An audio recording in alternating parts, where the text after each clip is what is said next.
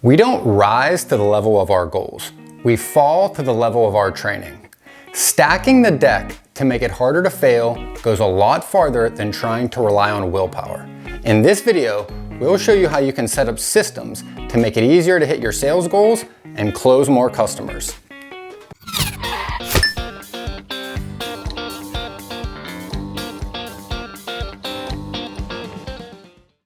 I'm Benjamin Kowalski with Freight 360, where we provide the latest transportation sales tips and training videos to help you reach your goals faster. If you're a fan of the content, please support us by smashing that like button below and sharing us with all of your colleagues.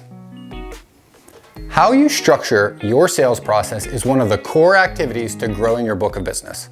Without it, you won't succeed in this industry.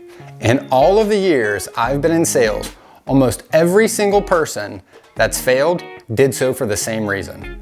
They didn't pick up the phone enough, they didn't make enough calls, and they didn't touch enough prospects.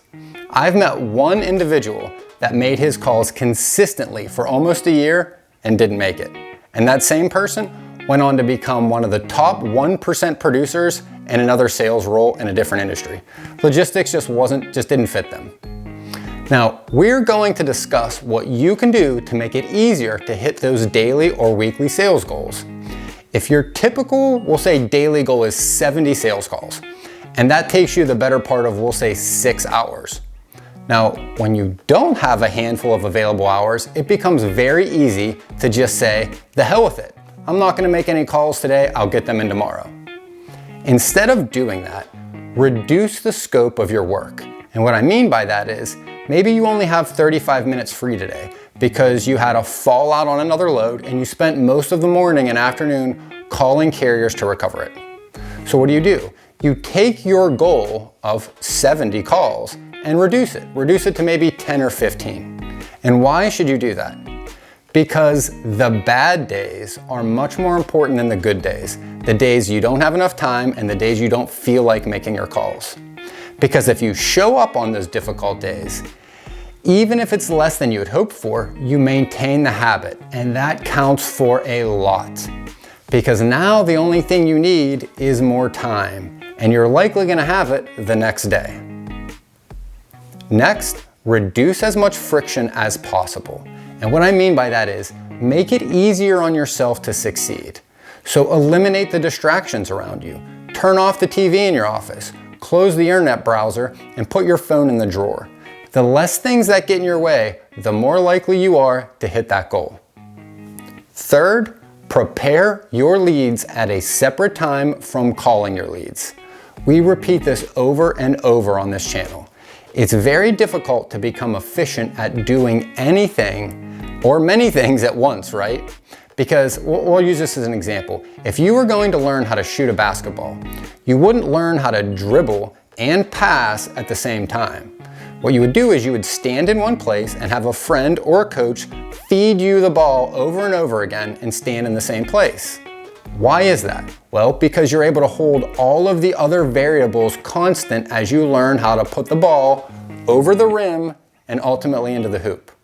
It's the same here. Doing research is its own task and should be treated as such. The more time you spend just doing lead research, the faster you get at researching leads. And then making sales calls, by the way, it uses a different part of our brain altogether. So making calls over and over and over again helps you improve all of the things related to sales calls. Your tone, your rate of speech, what you say, how the gatekeepers or prospects respond, and how to handle your common objections.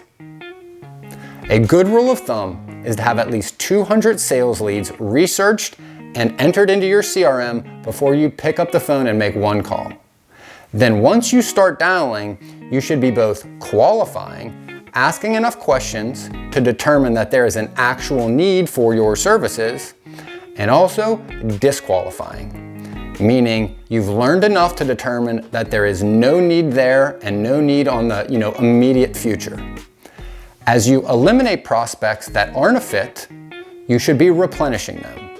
Now, you won't be calling the same phone numbers every day, so you're gonna wanna add about 50 leads per week when you start until you have about 400. That's a sufficient pipeline of leads to close at least 1 or 2 customers per month over time. Remember, it takes on average 8 to 12 conversations with a shipper before they become a customer. So don't get frustrated when your first call doesn't end in a sale. It's a long game, and those that reach the top play it that way. For more tips and training, be sure to watch our weekly podcast on this channel and check out the description for links to private coaching. Because remember, whether you believe you can or believe you can't, you're right.